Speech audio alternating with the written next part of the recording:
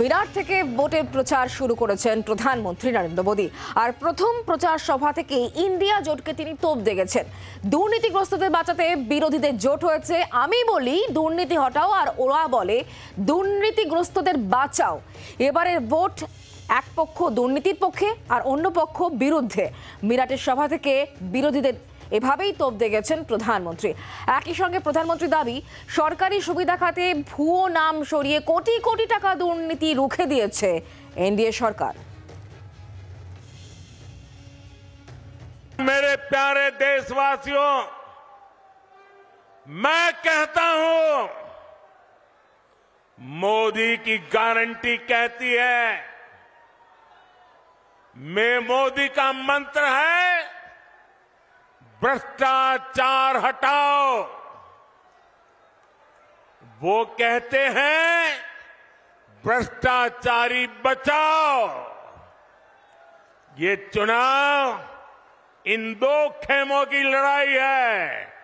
एक खेमा एनडीए का, जो भ्रष्टाचार हटाने के लिए मैदान में है।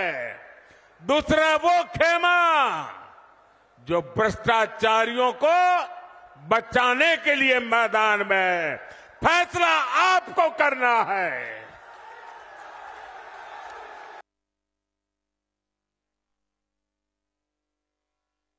हमारी सरकार ने कागजों से 10 करोड़ फर्जी लाभार्थी हटाए हैं। आप हैरान हो जाएंगे, पहले ऐसी सरकार चलती थी जिसका जन्म नहीं हुआ, ऐसे लोगों के नाम पर पैसे जाते थे। ऐसे 10 करोड़ नाम हटाने की मोदी ने हिम्मत की है,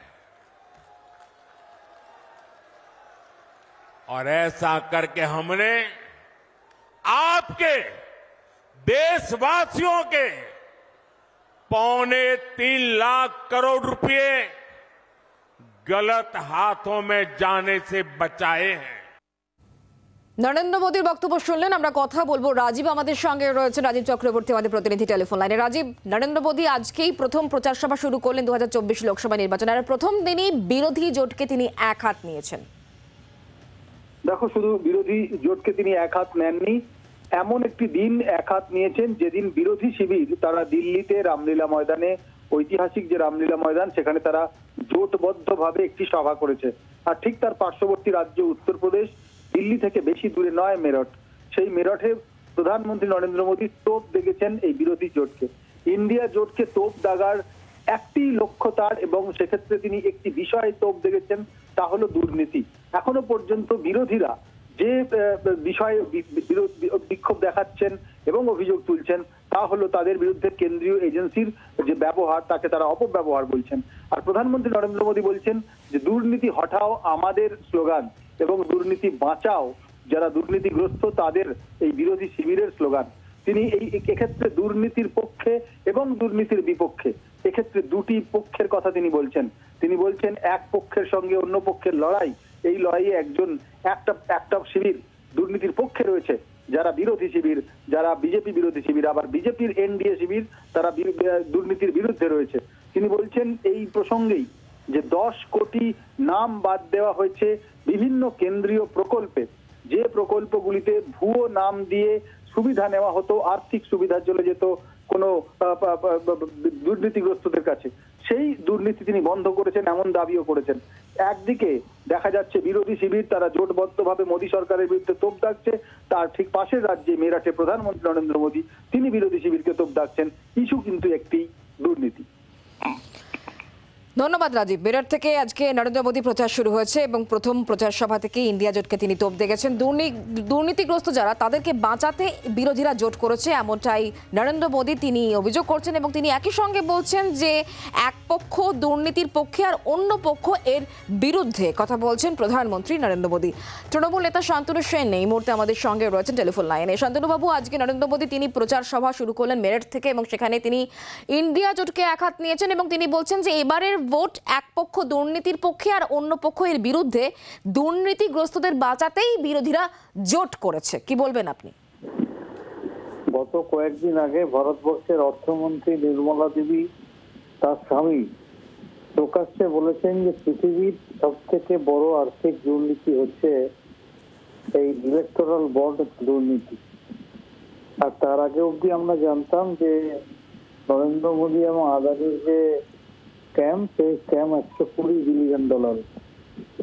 এছাড়া ট্যাগ রিপোর্টে ভারতমালা প্রকল্পের যে দুর্নীতি সামনে এসেছে, যেখানে 1 কিলোমিটার রাস্তা যেটা খরচা হওয়ার কথা 18 কোটি, তার বিনিময়ে খরচা হয়েছে 250 কোটি, অথবা 7.5 লক্ষ ভুয়ো আয়ুষ্মান ভারতের কার্ড হোল্ডার।